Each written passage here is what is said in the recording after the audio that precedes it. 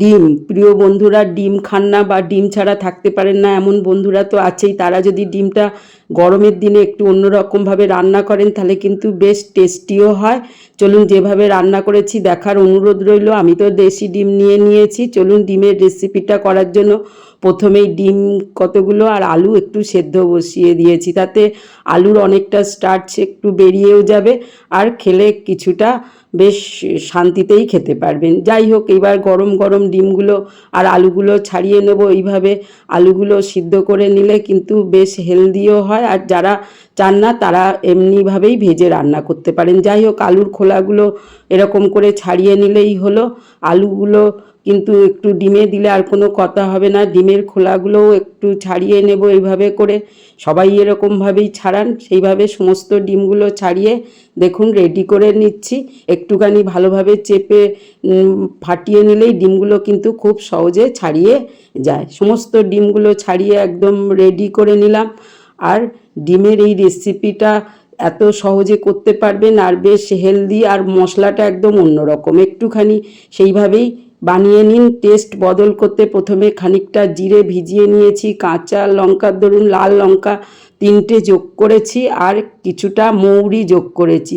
একদম ভিন্ন স্বাদের রেসিপি হবে বন্ধুরা। এর সঙ্গে কতগুলো মেথি ভেজানো যোগ করে দিয়েছি। একটু ভিজিয়ে রাখলেই হলো। মরিচ দিয়েছি 10-12টা মতো। মরিচের ঝালটা দারুণ লাগে। ডিমগুলো এরকম করে চারপাশে 2-3টে করে ছেদ করে দিলে বা কেটে নিলেই হলো। তেল গরম হয়ে গেছে, কড়াও গরম। ডিমগুলো একটু চটপট ভেজে রেডি করে নেব। ডিম ভাজবো বন্ধুরা, তবে এমনভাবে ভাজবো না ডিমের চামড়াটা যাতে কুঁচকে যায়, এতে ডিমটা ভালো খেতে লাগে না আর বড্ড ড্রাই হয়ে যায়। এবার ভাজা ডিমের মধ্যে একটুখানি লবণ, হলুদ আর একটু লঙ্কা গুঁড়ো যোগ করে দিন। ডিমের টেস্টটা কিন্তু কালারটাও যেমন হবে আর লবণটা কিছুটা প্রবেশ করে যাবে। এইভাবে কড়া করে ডিমটা ভাজা হয়ে গেলে আলুগুলোই যোগ করে দিন। আলুগুলোও সামান্য একটু ভেজে রেডি করে নিলেই হলো। যেহেতু সব সেদ্ধ আছে, রান্নাটা বেশিক্ষণ নয়। আর একটু তেল যোগ করে আলুটা একটুখানি বেশি তেলে ভেজে নিলেই হলো, বেশ লাল লাল করে। ততক্ষণে দেখুন আলু ভাজাটাও হয়ে গেছে। আমি ডিমের পাশেই তুলে রেডি করে রেখে দিচ্ছি। মেথি মৌরি ভিজিয়ে নিলে দেখুন টেস্ট তো ভালোই হয়, আর মৌরি একটু আর মেথির স্মেলে ডিমের কারিটা একদম অন্যরকম স্মেলই নিয়ে চলে আসবে। এইবার ওই তেলের মধ্যেই একটুখানি পেঁয়াজ আর কাঁচা লঙ্কা যোগ করে দিয়েছি। জাস্ট একটু ভাজা ভাজা করে নেব।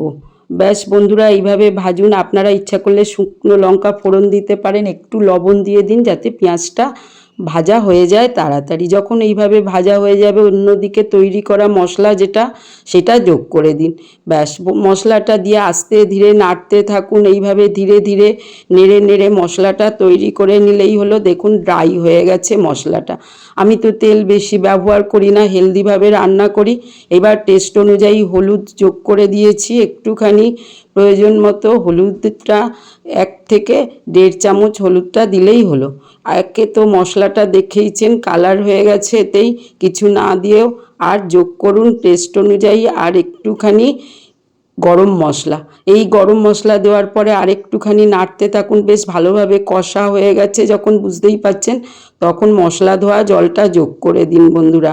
এইবার আস্তে করে ভালো করে মশলার গ্রেভিটা মিশিয়ে নিন। যেভাবে যে পরিমাণে ঝোলটা খাবেন ঠিক সেই পরিমাণে জলটা দিয়ে, তার থেকে একটু বেশি দেবেন, দিয়ে একটু ফোটা পর্যন্ত অপেক্ষা করুন। যখন মশলাটা আর একবার ড্রাই হয়ে গেল মশলা ধোয়া জলটা দেওয়ার পরে, তখন দিয়ে দিন 2টো তেজপাতা আর একটু গরম মশলা।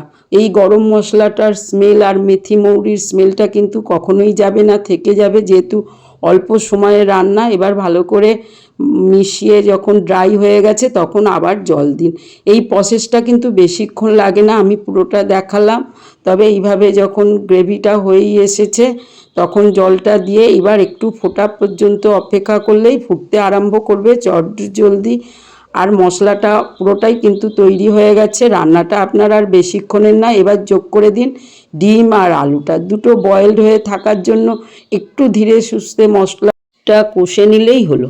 ব্যাস বন্ধুরা, ফুটতে আরম্ভ করেছে। এবার আস্তে হোক আর ধীরে হোক নাড়িয়ে দিন। আমি মিষ্টির ব্যবহার কখনোই করি না, মিষ্টি লাগেও না। এবার টেস্ট অনুযায়ী লবণটা দেখে নিন। আপনারা যদি মনে করেন ডিমের তরকারি হিসাবে মিষ্টি যোগ করতে পারেন, ধনেপাতা যোগ করতে পারেন, তবে গরমকালে মেথি মৌরির হালকা স্মেলে ডিমের কারির টেস্টটা একদম অন্যরকম হয়। একবার করে ফেলুন, আর এরকমভাবে করলে তখন থেকে বারবারই বানাবেন। গরম ভাত, রুটি যার সঙ্গে খাবেন বন্ধুরা, একটা তরকারিতেই ব্যাস আপনার কিন্তু রেসিপিটা ব্যাস খাওয়ার জন্য প্রস্তুত হয়ে গেল। এইবার দেখুন গ্রেভিটাও ঘন হয়ে গেছে, ডিমের কারিটাও রেডি। ব্যাস এইবার নাবিয়ে ফেলুন। ঠিক এইরকমই ডিমের কারিটা আমার হয়েছে। চলুন এইবার ভেতরটায় দেখাই। 2-3টে কাট করে দিলে কিন্তু ডিমের মধ্যে ভেতরে একটু লবণের ভাব চলে আসে, তখন ডিমের কারিটা খেতেও ভালো লাগে। এইভাবে ডিমটা আমি একটু কেটেই দিলাম বন্ধুরা। এর মধ্যে এইভাবে যদি একটু ঝোল ঢুকে যায় তাহলে কিন্তু অন্যরকম টেস্ট নিয়ে আসে। তাহলে রেডি বন্ধুরা, আমি তো তৈরি করে ফেললাম চট জলদি গরমকালে খাওয়ার জন্য মেথি মৌরি দিয়ে তৈরি ডিমের তরকারি। আমি বাঁধাকপির বড়া বানিয়ে নিয়েছি, তার সঙ্গে নিয়েছি দেখুন ডিমের কষা। আর কি চাই বন্ধুরা টেস্ট বদল করতে? সঙ্গে একটু আমি চিকেন স্যুপ রেখে দিয়েছিলাম, এটা ডায়েট কন্ট্রোলের জন্য বানিয়েই নিতে পারেন। আর একটা কাঁচা লঙ্কা। আজ আসি, ভালো থাকবেন, সুস্থ থাকবেন, লাইক শেয়ার সাবস্ক্রাইব করার অনুরোধ রইল।